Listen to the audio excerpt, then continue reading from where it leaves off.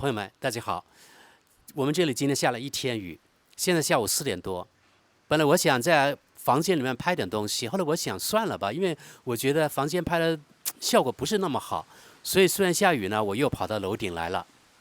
今天我在网上在油管上面看过一个视频，就是专门讲走线美国的。他在美国洛杉矶丁胖子广场采访了几位最近走线去美国的人，我觉得很有意思。其中大部分人呢，对走线去美国还是比较失望的。他们说啊，走线去美国之前，想象中的美国和他们去了美国之后，真正看见经历的美国落差比较大，所以呢，他们感到比较失望。其中我印象比较深的是有3位，一位是53岁的重庆大哥，他走线去美国，去了大概4个月左右吧，3个多月4个月，反正呢干了好几份工作了。都是重体力活。还有一位呢是走线去美国的江西小哥，大概可能20多岁，去了2、3个月。另外一位呢是河南大哥，大概也是50岁左右，走线去美国，时间也不长，可能半年多吧。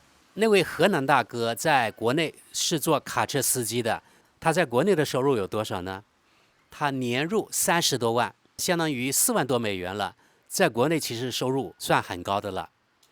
他去了美国之后呢，就特别的失望，因为落差实在太大了。他说：“当然了，做卡车司机在美国，年入100万，也就人民币100万是可能的，但是呢，要接连不断开车12个小时，中途呢只准休息1个小时，这样呢可以达到年入100万。”这些人一个共同特点，他们说，在美国的劳动强度要比在国内大，有的说好几倍。为什么我今天想说走线去美国这个话题呢？因为恰好今天早上我在微信上面也看到一个博主，是微信公众号的，说呢在那个加拿大现在的状况有多糟糕。比如说有个失业的加拿大人，他已经变成了露宿街头的人了，也就是变成了无家可归者。因为他失业，没有什么积蓄，所以马上就变成了无家可归者。当然，我不知道这个故事的主人公他在加拿大是不是喜欢住在街上，咱们不知道啊。反正按照国内或者是有些公知的说法，像这种民主国家，他们不是说国家兜底一切吗？对不对？医疗免费，教育免费，失业了有失业金等等。但是为什么这个人一失业就变成露宿街头了呢？这是一位在加拿大的中文博主。他就说，其实呀，加拿大并不是像宣传的那么美好。加拿大是这样，美国现在也是这样，那就说明可能呢，我们在很多中国人心目中，或者对美国的宣传、对西方的宣传，确实过于美好了，对吧？让很多没有去过美国的人、没有去过西方的人心怀幻想，但是一到那边之后呢，就失望了。我来说说吧，就是走线去美国，其实呢没有那么困难。大家在抖音上面或者在那个百度上面去搜一搜，应该可以得到一些信息。我真的认识好几位，大概4、5位古巴人，他们走线去美国都成功了。有2种走线，一种呢就是便宜的，大概5000美元左右，也就是人民币不到4万。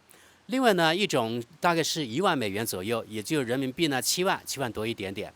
对中国人来说，这个价钱其实并不贵。那些想走线去美国人，他对美国肯定是怀有很好的幻想的。你怎么跟他说，劝他都没有用。所以呢，我觉得这些人不用拦他们，他们想走线去美国，就让他们大胆的去。只有经历过才知道甜酸苦辣。就被采访那几个人，我来说说这比较典型的3个人。第一位呢，就是53岁那位从重庆走线去美国那个人。据他说，他在国内原来是什么编辑，然后呢还做过什么投资理财的。不知道是不是他被骗了，或者是他骗了别人的钱，然后呢走线去美国了，不知道，虚虚实实，实实虚虚。然后他表露出，其实他在国内是意见分子，也就是说，这个人呢比较关心政治，是对美国呢有很好的那种民主幻想的人。他是这样说的啊，在中国你不小心说了话就被请去喝茶了，但是在美国，比如说在推特上，在 X 上面，你说什么都无所谓。所以他说，在美国他比较安全。美国有什么言论自由？我觉得要打一个大大的问号。真的有言论自由吗？你能够说一些，比如说反犹的言论吗？这个问题我留给大家去找答案。关于所谓的反犹言论以及所带来的后果，咱们以前也说过这个话题，对不对？比如说美国知名大学的教授，因为这些反犹言论，其实并不是反犹，而是支持巴勒斯坦，这样的人就被解雇了，被停职了。这难道是真正的言论自由吗？什么都可以说吗？采访的人问他：现在你在美国干嘛？干什么工作？他说他在美国做体力活，比如说他今天刚在仓库干了一天的活，很累了，但是他说他得到了$150，拿到现金的时刻，他感到非常的值得。你看，在重庆的时候，他做投资的，或者做编辑，到美国做蓝领，他也觉得特别的幸福，因为他觉得干了一天的重活，得到了$150，那个白花花的银子感到非常的值得。不过我觉得人各有志嘛。这位重庆老弟，虽然他53岁了，但是比我们年纪小一点，所以我还叫他老弟。这位重庆老弟呢，他说，虽然他对美国的印象走线之前和走线之后有落差，但是对他来说，他觉得去美国是值得的，因为他更自由了，他可以说他任何想说的话，这是他的观点。然后呢，他说，我现在在美国做蓝领，因为呢，我想在美国体验与在国内不同的工作。他这样说，我真的不知道他说的是不是真心话，是不是真的想体验美国蓝领的生活或者工作。第二个印象比较深的是这位河南人，从外表看他大概50岁50多，原来是卡车司机，也就是货车司机。他自己说，在国内的时候他年薪30万30多万，放在国内这个收入已经很高了但是这样的人他还是想走线美国。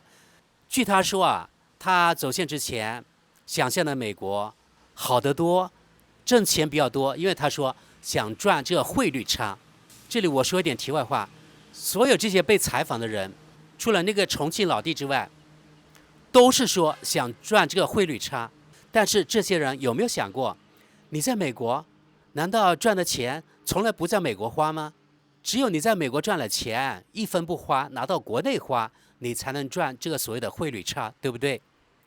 那你在美国不用吃不用喝了吗？比如说，如果你有病，难道不用治了吗？所以我觉得被采访的这几个人，他们去美国的时间还是太短了。在美国，你要租房住，对吧？还要吃饭，生病了还要治病，等等等等。反正在美国，你除了挣钱之外，还要在美国花钱，对不对？然后这位河南人说，他在国内把美国想象的太好了，然后去了美国之后，可以干这个卡车司机的工作，也可以年薪上百万，可是工作强度比在国内更大，所以他说按照他的体力可能受不了。而且我觉得从他的谈话来说，能不能挣到100万，其实他也没有把握，他只是觉得这是可能的。所以最后呢，这个主持人问他，你这样走线来美国后不后悔？你想对今后想走线去美国的人有什么忠告？然后这位河南人说老实话，他说不建议大家走线去美国，因为在中国拿着那个收入，其实可以生活得不错，没有必要再走线去美国了。好，这是这位河南大哥或者河南老弟他的真心话。然后呢，这位江西小弟大概20多岁，应该他是所有这采访当中可能走线去美国人当中可能对美国最失望的一个。他说他刚去的时候非常的艰难，而且现在在美国的华人圈走线去美国人当中其实已经非常倦了。也就是说，你即使能够找到工作，收入也不高，而且现在大部分走线去美国人之前还拿不到工卡，特别是从进入美国开始到拿到工卡，大概有半年时间。这半年时间特别的难熬，拿不到工卡，你即使去打工，得到的收入也非常的低。如果是你从国内没有拿够钱，那去了那边是非常非常的艰难的。然后他说，进入美国边境之后就被抓起来了，在美国监狱待了半年，然后才放出来。到目前为止，他还没有拿到美国的工卡，他现在还不允许合法打工，所以他自己认为他的生活其实呢非常的艰难。然后呢，这位主持人问他走线去美国有没有后悔，他说其实他后悔了。然后主持人问他，对现在还想走线去美国的中国人有什么忠告？他也说他不建议现在走线去美国，因为去美国之后，其实收入没有我们想象那么高。这是这3个被采访对象他们说的实话呀。然后呢，所有被采访的对象当中，除了这位重庆大哥之外，其他人都或多或少的有点失望，或者有些后悔。在所有被采访的走线美国的人当中，只有1位他说不后悔。然后第2个就是这位53岁的重庆人，他去美国做蓝领的苦力，他在国内肯定是白领啊。他说，因为我的政治倾向不同，所以呢，他到了美国之后觉得还比较好，觉得美国还不错，他可以讲自己想讲的话，觉得言论比较自由了，政治方面他比较满意。我的感觉就是他去美国的经历还是太浅了，真正的言论自由可能他还没有经历过。因为他如果一旦能够用英文发言，反犹的言论啊，或者是反美国这个政治制度的言论啊，那所谓的言论自由可能就另外一回事了，对不对？然后这位博主问了这些走线美国的人，什么样的人适合走线去美国？他们统一的口径就是，如果你有一技之长，那么你走线去美国是可以吃得开的，可以活下来，而且过得不错。另外呢，能忍受孤独，还有吃得起苦。因为他们大多数人都说，在美国劳动强度要比国内高得多，其中有1位说，劳动强度比国内大好几倍。但是我有个印象，因为采访的对象呢都是去美国时间不久的人，其实他们目前为止还没有真正的了解美国，所以他们不知道真正的生活在美国之后到底有哪些开支方面的东西，对吧？他们总是想啊，在美国挣的钱可能绝大部分都能够存下来，其实并不是这样，对吧？吃喝拉撒什么都要钱，而且美国通胀现在非常的严重。实际情况就是，真正在美国生活了之后，工作了之后，即使拿到工卡之后，拿到工卡那又要交税了，对不对？那你比如说月薪，比如说$4000，那拿到手的也许呢只有2000多$3000了。那你还要租房，还要吃饭，等等等等，最后剩下来的钱，能存下来的钱还有多少呢？我觉得这采访是比较真实的。去美国之前，也就走线之前对美国的印象，以及走线去美国之后对美国的印象，大部分人说失望、后悔，所以我认为他们的想法是真实的。在本节目开始的时候我就说了啊，其实我还是比较建议那些想走线去美国的人，真正的去实践一下，走线一趟，去生活体验。毛主席不是说了吗？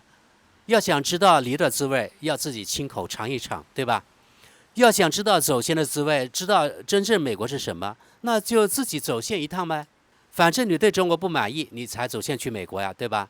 对国内不满意的人，与其一天到晚在抱怨，还不如真正的鼓起勇气走线去。